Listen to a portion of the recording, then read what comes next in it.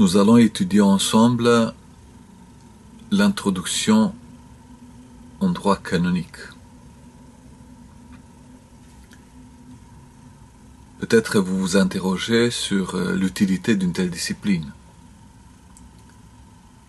Vous voulez étudier la théologie, vous voulez approfondir les matières théologiques qui parlent de Dieu, qui parlent de la vie ecclésiale, qui vous aident dans cette démarche de membre du corps du Christ. Et il vous est proposé d'étudier aussi une discipline qui s'appelle droit canonique. À quoi ça sert? Qu'est-ce que ça veut dire? L'Église a-t-elle besoin aussi du droit? Peut-être que nous, les fidèles, les gens qui espèrent pouvoir trouver le chemin du salut, il n'est pas très important et très utile de vivre cette démarche dans une attitude juridique. Il est important quand même de comprendre la manière dans laquelle l'Église nous aide à cheminer dans cette vie.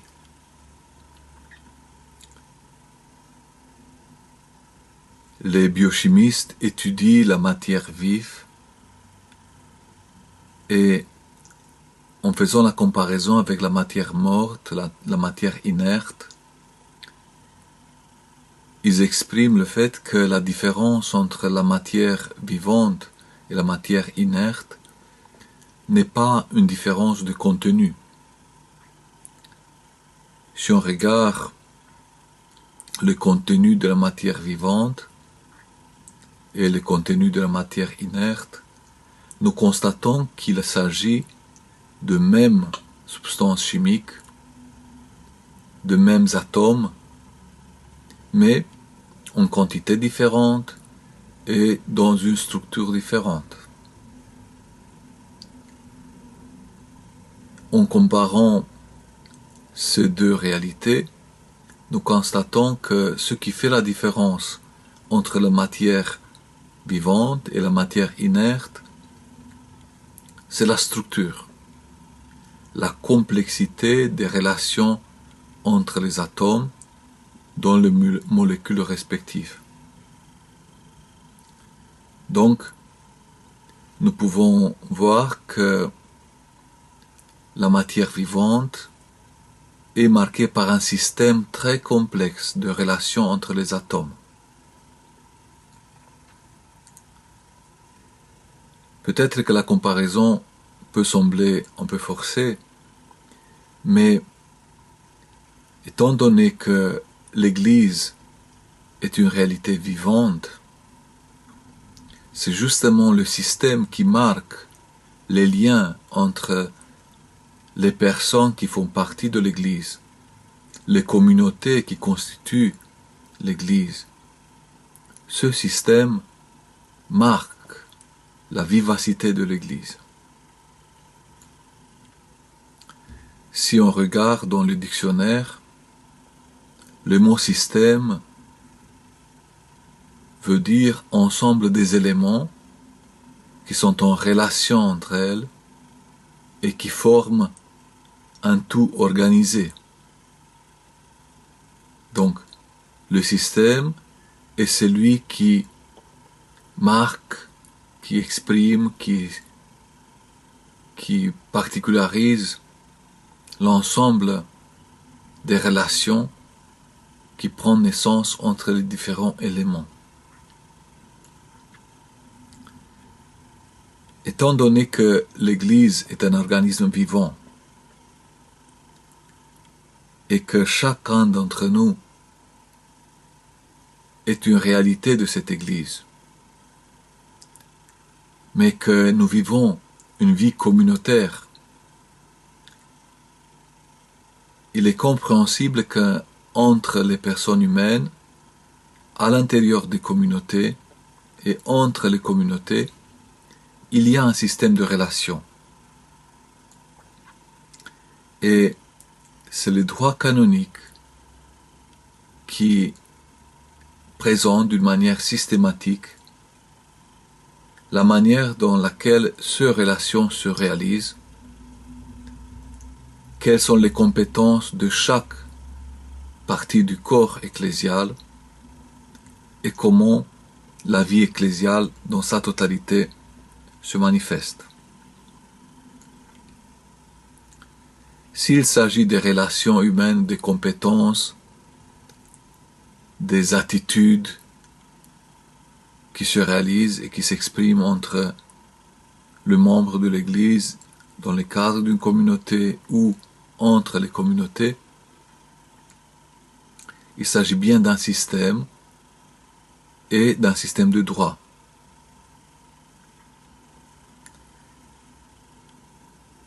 Et étant donné qu'il s'agit d'un système de droit à l'intérieur de l'Église, nous pouvons parler d'un système de droit ecclésiastique.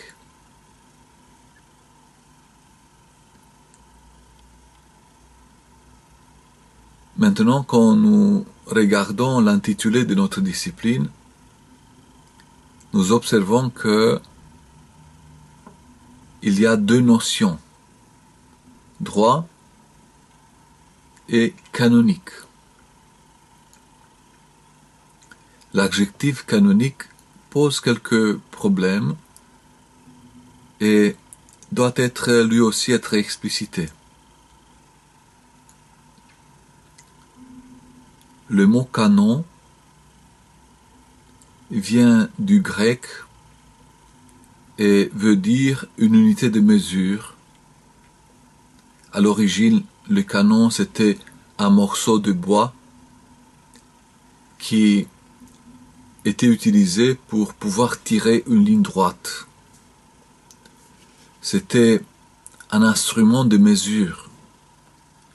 C'est lui qui donne la mesure des choses. C'est lui qui nous aide à s'orienter et à agir d'une manière juste. D'ici, on a développé la notion de canon, canon ecclésiastique, canon ecclésiastikos, qui veut dire direction, norme, ce qui nous aide à orienter nos actions sur le bon chemin. Donc, quand nous parlons de droit canonique, nous exprimons une réalité juridique, une réalité qui prend en considération les éléments qui marquent notre vie chrétienne. Une discipline qui nous aide à structurer les relations entre nous les chrétiens selon ce que l'Église nous a donné comme fondement, comme unité de mesure.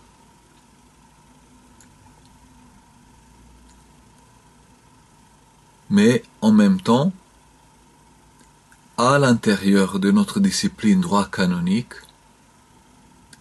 nous pouvons distinguer aussi une catégorie de réglementation qui s'inspire de la tradition chrétienne, qui s'inspire de l'expérience ecclésiale, mais qui est le produit des actions des organismes de structures d'organisation ecclésiale. Donc, en revenant un peu sur cette notion de droit canonique, nous pouvons dire que la notion de droit renvoie aux sciences juridiques, un système qui structure, qui systématise des différentes normes. La notion canonique renvoie à ce que l'Église a comme fondement, comme principe de vie, comme canon, comme norme de vie, qui est exprimée par des différentes expériences de la vie ecclésiale et qui est mise en avant comme étant un chemin à suivre.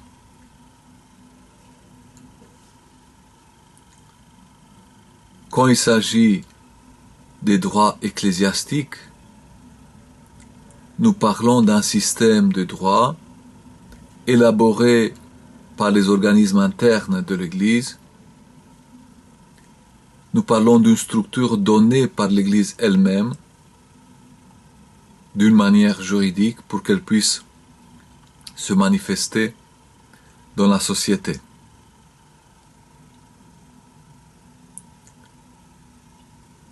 Le droit canonique a donc un patrimoine spirituel, celui qui surgit de la vie ecclésiale en tant qu'expérience des bonnes actions, des actions canoniques, et un système de droit interne qui est le fruit d'une réflexion des organismes ecclésiastiques sur la manière dans laquelle l'Église peut s'organiser elle-même et comment elle peut structurer sa vie afin qu'elle puisse marcher dans une discipline, dans un ordre, dans une cohérence, afin que ses membres et ses communautés puissent éviter des collisions, des malentendus, des actions qui mettent en péril l'équilibre ecclésial. Bien sûr que au moment où nous parlons de la discipline droit canonique, on voit bien qu'elle utilise les moyens juridiques. Et certains peuvent dire que le droit canonique, c'est une discipline juridique. Étant donné que le droit canonique marque la manière dans laquelle l'Église se manifeste dans la société, et que l'Église c'est le corps du Christ, je dirais que le droit canonique nous parle de la manière dans laquelle l'entité ecclésiastique se manifeste. Et que cette manière de présenter les choses doit être marquée par un aspect spirituel. Le droit canonique nous parle de la manifestation de Dieu dans le monde. Donc, nous pensons que le droit canonique est d'abord une matière théologique qui parle de la manière dans laquelle Dieu se manifeste dans son Église. En même temps, nous ne pouvons pas ne pas parler de ce qui est l'aspect institutionnel, l'aspect juridique. Mais l'aspect institutionnel offre à l'Église des moyens. Donc,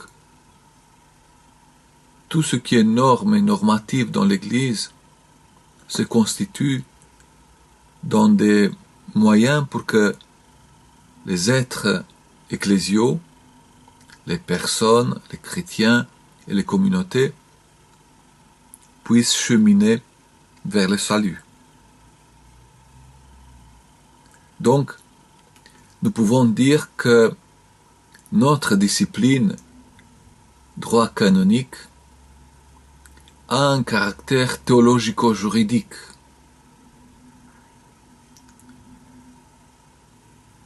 Le droit canonique nous parle de la manière dans laquelle Dieu se manifeste dans son Église et comment nous, les fidèles de l'Église, nous nous manifestons en tant que membres du corps du Christ. Mais, dans notre manifestation, nous utilisons tous les éléments juridiques, étant donné que l'Église se manifeste dans une société qui fonctionne selon le principe juridique, que les relations humaines dans la société sont marquées par cet aspect juridique. Nous pouvons garder un bon équilibre dans la compréhension du droit canonique si nous comprenons bien ces deux aspects, la nature théologique du droit canonique et le fait qu'elle utilise les éléments juridiques justement pour structurer la compréhension de tout ce que veut dire la vie de l'Église et les actions qui se manifestent dans l'Église.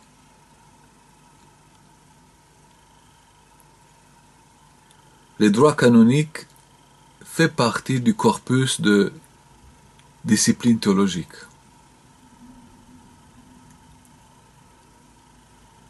Et elle entre en lien et en dialogue avec toutes les disciplines théologiques. Elle utilise toutes les ressources que la théologie met devant nous pour cheminer cohéremment vers le salut.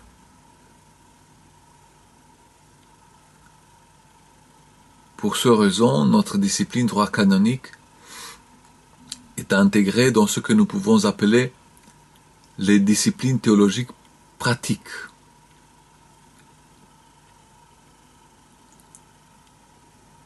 Notre discipline est dans un lien direct avec la dogmatique et la pastorale.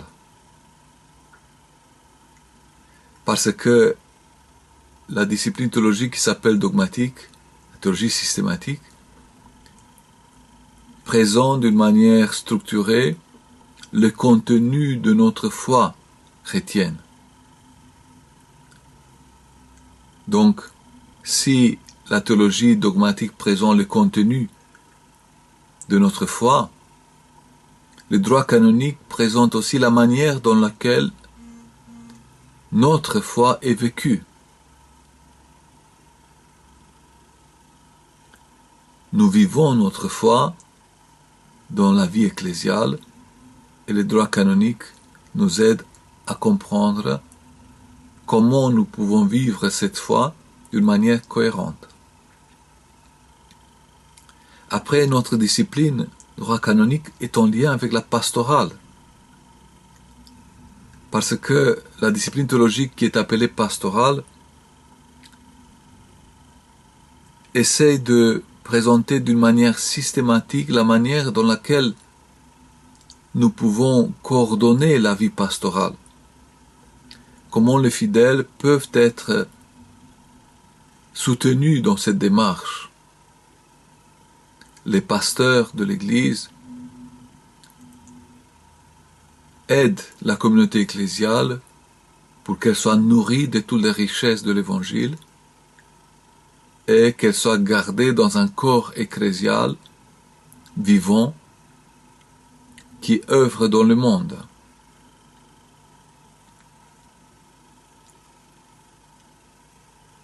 Donc, le lien entre le droit canon et la pastorale est assez évident.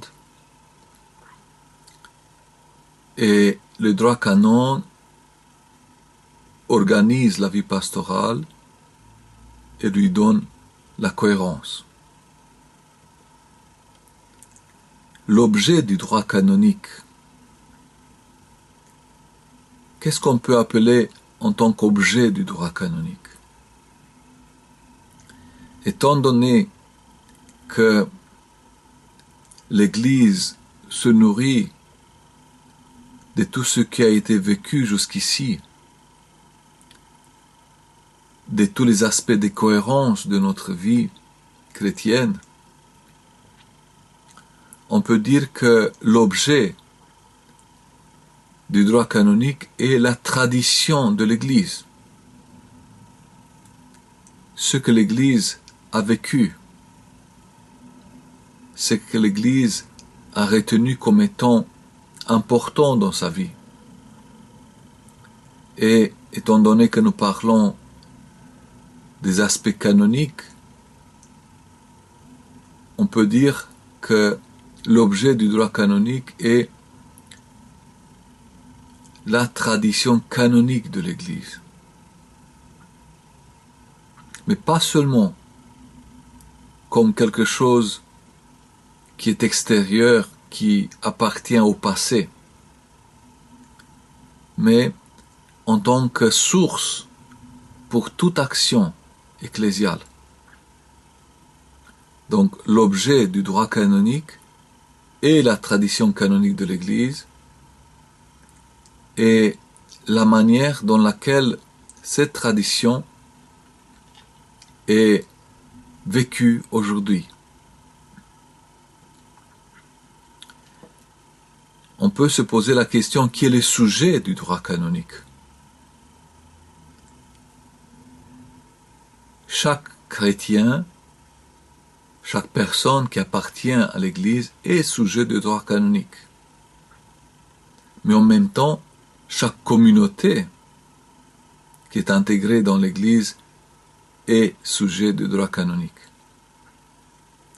Parce que les chrétiens et les communautés, comme je l'ai dit déjà, sont intégrés dans un mouvement de dynamique ecclésiale qui est gouverné par des aspects d'ordre normatif tirés d'une expérience de vie.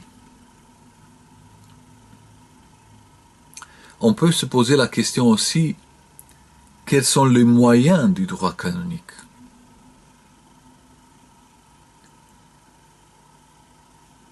Je dis déjà que le droit canonique utilise des moyens juridiques.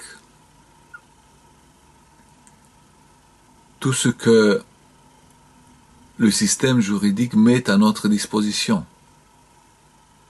pour pouvoir analyser les relations entre les chrétiens à l'intérieur des communautés et entre les communautés. Mais en même temps, il ne faut pas perdre de vue que ces moyens ne doivent pas être comme des moyens purement séculiers ou marqués dans leur manifestation par des objectifs séculiers. L'Église aide et soutient les chrétiens pour leur vie en communion avec Christ, dans une vie qui n'est pas restreinte ou limitée à ce que nous vivons dans ce monde. Pour cela, il y a des moyens spirituels qui gouvernent la vie de l'Église et les actions des chrétiens. Donc, les moyens juridiques sont complétés ou sont accomplis, on peut dire, par les moyens spirituels. Après, dans notre discipline, étant donné que nous avons en tant qu'objectif de présenter d'une manière systématique tous ces aspects, nous utilisons des méthodes d'herméneutique, d'interprétation, de déduction logique, d'analyse, que le droit canonique, que les droits séculiers et la théologie nous mettent à notre disposition. Donc, nous pouvons conclure en disant que l'objectif principal du droit canonique est de mettre à la disposition de l'Église, des communautés et de chaque chrétien, des éléments d'analyse, d'évaluation de l'expérience ecclésiale qui peuvent servir en tant que guide, en tant que norme, en tant qu'outil d'avancement dans la démarche spirituelle vers la communion avec Dieu. Étant donné que le droit canonique est une discipline théologique et juridique à la fois, étant donné que le droit canonique doit analyser toute l'expérience de l'Église et bien identifier la perspective eschatologique, la manière dans laquelle nous nous dirigeons vers la vie éternelle, le droit canonique doit nous aider à développer une mentalité canonique dans la vie de l'Église. Cette mentalité canonique de l'Église se différencie justement de la mentalité juridique par le fait que, en regardant les droits canoniques, nous regardons plus loin que les normes, plus loin que les éléments juridiques qui sont présents dans le droit canonique. En regardant le droit canonique, nous regardons la perspective. C'est pour cela que si nous parlons de la mentalité canonique et de la mentalité juridique, on doit comprendre que nous avons comme principe, comme objectif, le chemin de la vie éternelle et non pas simplement le chemin d'une organisation institutionnelle. En disant tout cela, j'ai souligné plusieurs fois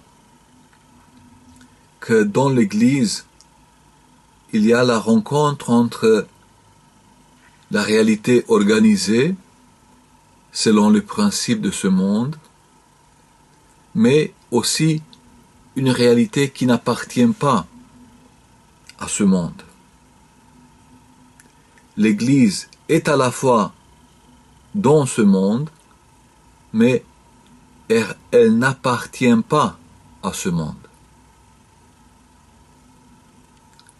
Elle se manifeste ici et maintenant, mais non pas pour nous lier au temps que nous vivons, mais pour nous lier à l'éternité.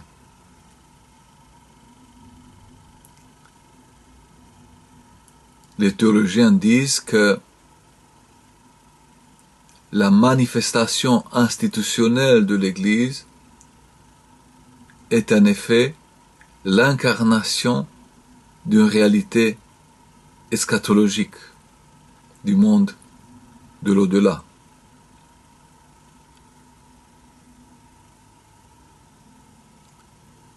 Jésus-Christ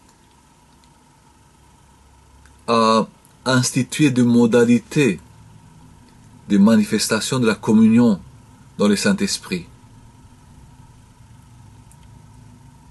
Le Christ nous a donné des moyens pour comprendre la manifestation de la grâce de Dieu.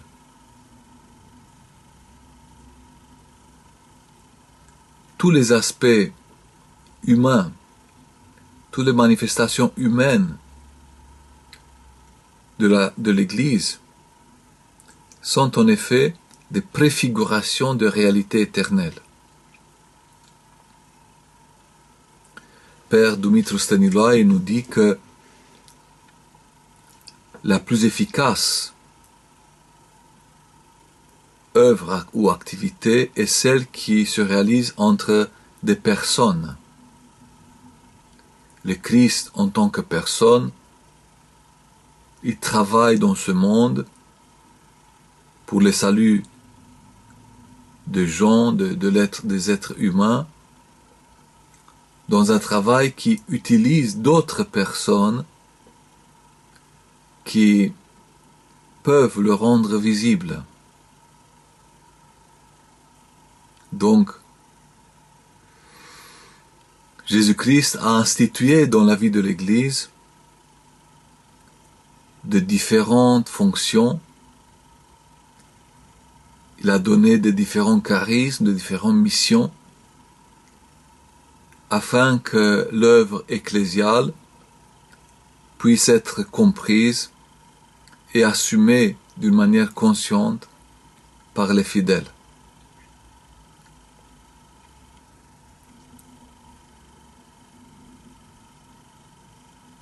Père Dumitru Staniloae nous dit que l'Église est une continuation de la présence du Christ, de la présence du Christ dans l'histoire jusqu'à la fin du monde. Si l'Église est la continuation de la présence du Christ dans l'histoire jusqu'à la fin du monde, ça veut dire que nous devons identifier dans la vie de l'Église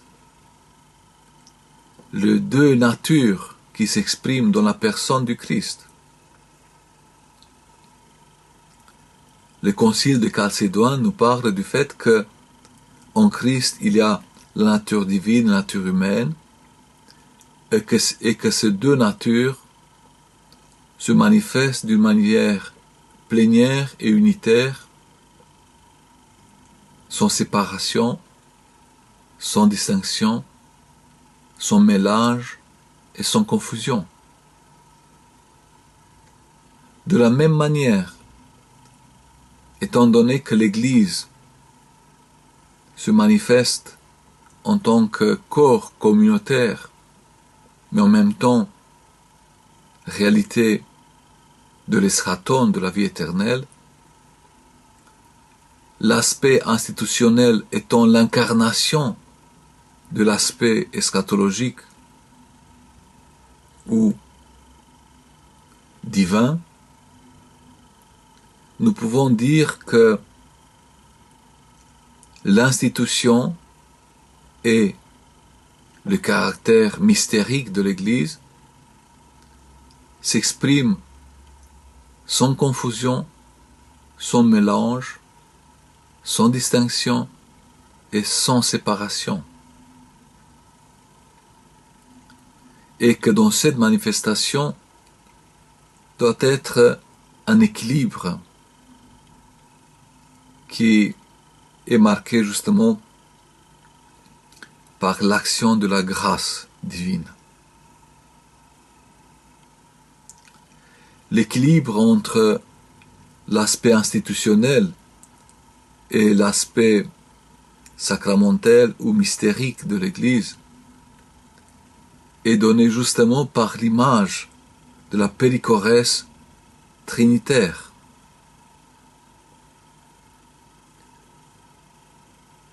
Cet équilibre communionnel est très important et il doit gouverner la vie de l'Église tout entière. Ni l'action institutionnelle, ni l'action eschatologique ne doivent pas se manifester d'une manière exagérée d'un côté ou d'un autre.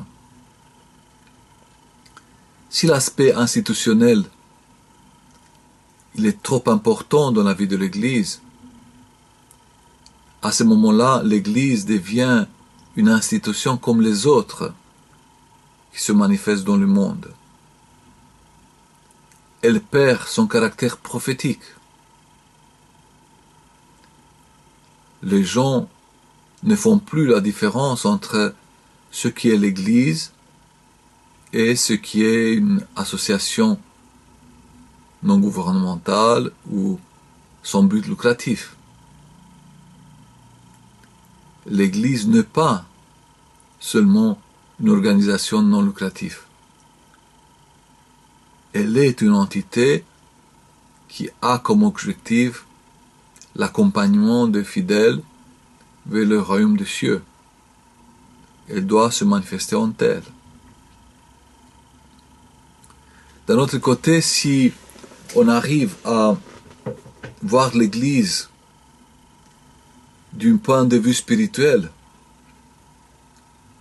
et on accentue ces dimensions sacramentales et eschatologiques ou mystériques de l'Église, si on ne donne pas assez d'importance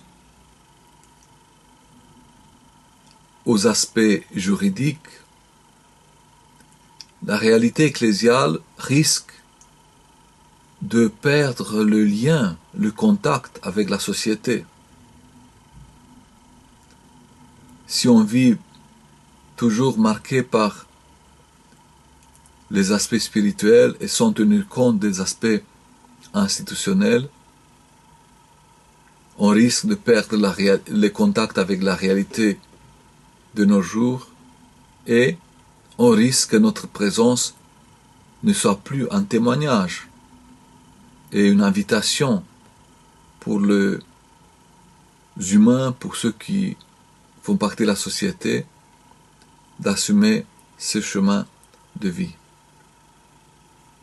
Donc, on doit bien comprendre que l'Église doit mettre en œuvre les moyens institutionnels avec les moyens spirituels, donc le faire œuvrer pour que les réalités spirituelles soient accessibles, mais pour que tout se fasse dans l'ordre. L'Église est le froment qui œuvre dans la société, qui lui transmet des valeurs pour la transfigurer. L'Église doit influencer le monde, l'Église doit transmettre au monde ses valeurs, elle s'imprègne aussi des particularités de la société, mais elle doit vivre tout cela dans un équilibre, sans qu'il y ait des excès d'un côté ou d'un autre. Malheureusement, le monde exerce une pression très grande sur l'Église. Il y a le risque que l'Église soit marquée par les aspects juridiques, soit dominée par les aspects institutionnels. En ce cas, elle risque de se séculariser. Le monde est séculier, mais si l'Église est trop proche des moyens de ce monde, elle risque elle aussi d'être identifiée comme étant strictement de ce monde, donc de se séculariser. C'est un défi très important et le droit canonique doit nous aider à comprendre comment nous pouvons vivre cet équilibre.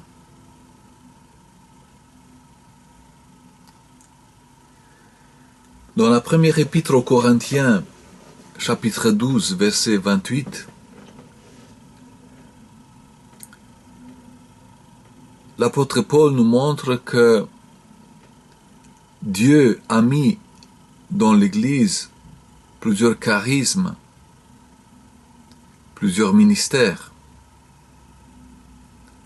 Il dit que Dieu a mis d'abord les apôtres, les proroques après, ceux qui enseignent, ceux qui peuvent faire des miracles, ceux qui guérissent, ceux qui aident, ceux qui dirigent, ceux qui parlent diverses langues. Donc, ce charisme se complète réciproquement. Dans la vie de l'Église, ne sont pas tous des dirigeants, ne sont pas tous des prophètes, ne sont pas tous de ceux qui aident, ne sont pas tous de ceux qui parlent de langue, mais chacun des membres de l'Église est intégré dans une mission, dans un corps ecclésial. Toujours l'apôtre Paul, dans l'épître aux Éphésiens, chapitre 5, verset 23, souligne le fait que toute ces réalités se manifestent dans le corps ecclésial, dont le Christ est le chef, la tête de l'Église, et en même temps son sauveur. Et comme je vous l'ai dit déjà, ces manifestations se réalisent dans une communion, dans un système communionnel marqué par deux liens entre le chrétien dans l'intérieur d'une communauté et entre les communautés, et que ce lien exprime la force de l'Église. Et en Éphésiens 4, 15, 16, nous est montré que ce lien qui unit et qui développe et qui organise, c'est le lien de l'amour. Donc, l'Église en tant que communion, en tant que manifestation communionnelle de ceux qui croient en Christ, doit être bien structurée, bien organisée. Cette structure que nous appelons structure canonique de l'Église lui donne force, justement pour que la vie chrétienne soit témoignante et que chaque fidèle apporte sa participation pour que l'œuvre du Seigneur soit manifestée dans le monde d'une manière cohérente.